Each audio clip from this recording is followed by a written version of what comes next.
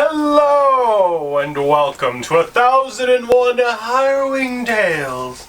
Today we talk about the legend of the Finger Biter.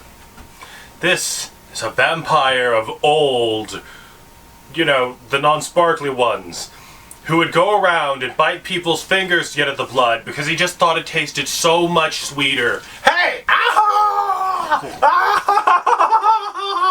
Ow! Ow! What was that for? What have you been eating? You taste like sour grapes. Garlic! What? Is that not sweet enough for you? You know what a sour grape tastes like? No, what? A sour puckered butthole. Well, what if I make you candied fingers? Yes. Candied fingers? Yeah.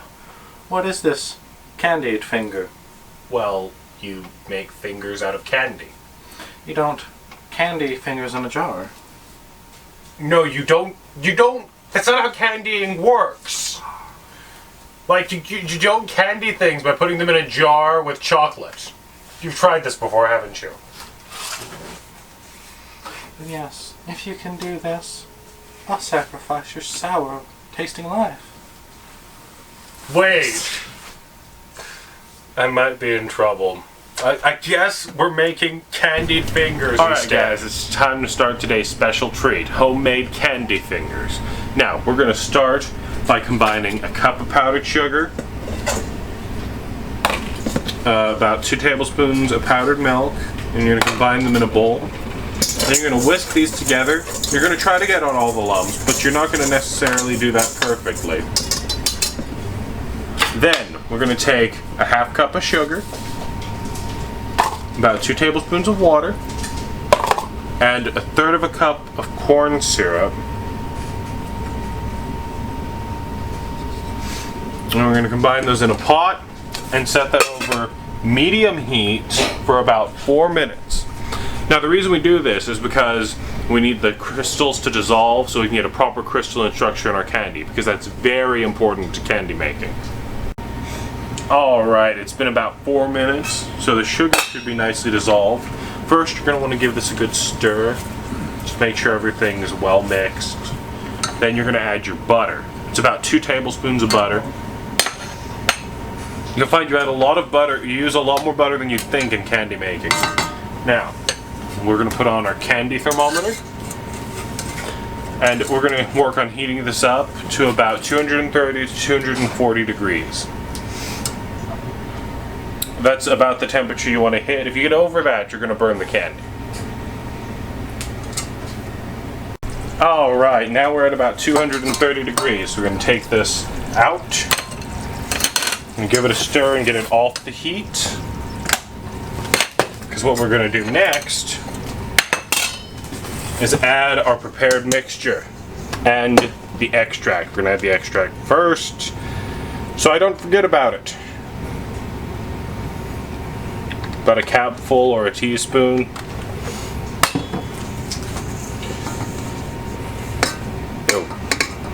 Try not to get it everywhere. Pro tip. It makes cleanup so much easier. Now you're just going to stir this until it comes together in one cohesive dough. It'll take a minute, but don't worry.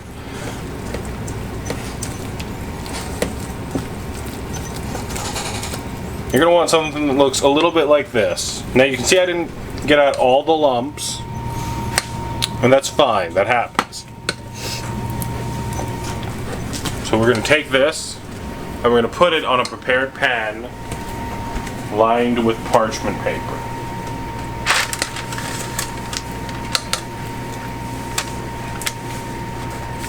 Now you're just going to leave it to sit for about 15 minutes before we come back and finish up this candy.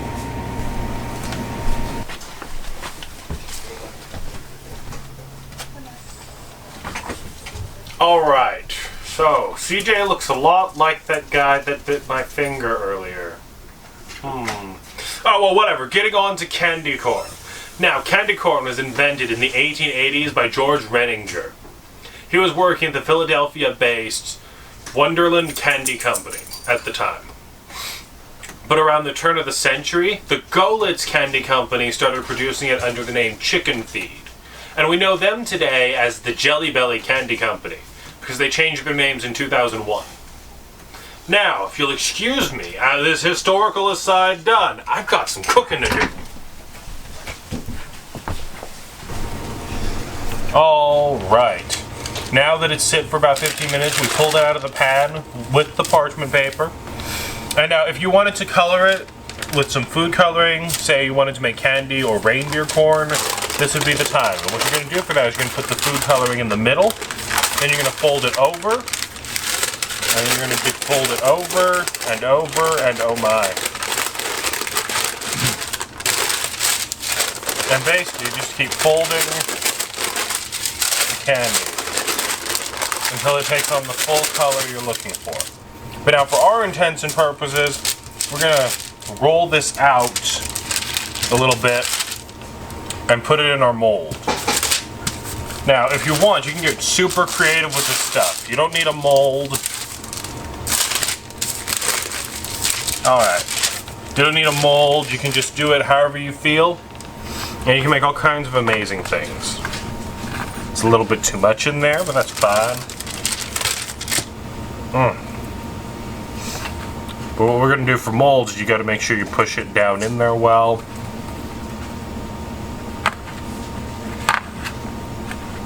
And then you're going to leave it to sit.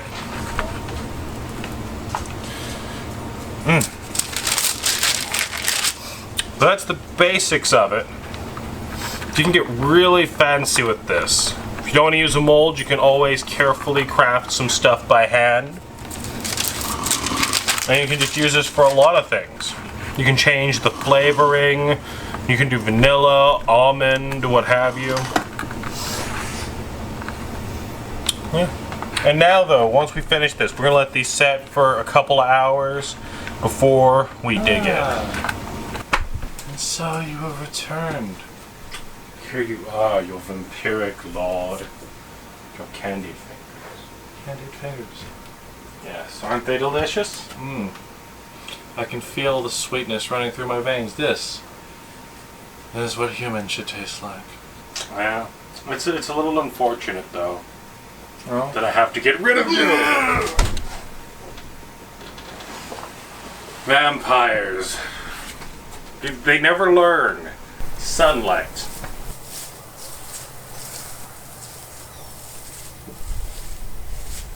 Sun setting. Yeah, you feel it any better? Feel a little bit less to kill evil. me. Well, you were kind of undead. Flakes of my flesh are peeling off my face. I know, it's great! You're gonna have such soft skin afterwards, man. I'm jealous. This has been OG Haro. Jason the Thane! Cooking with Handrew. Signing off. I'm gonna go take a bath. You should. You look like shit.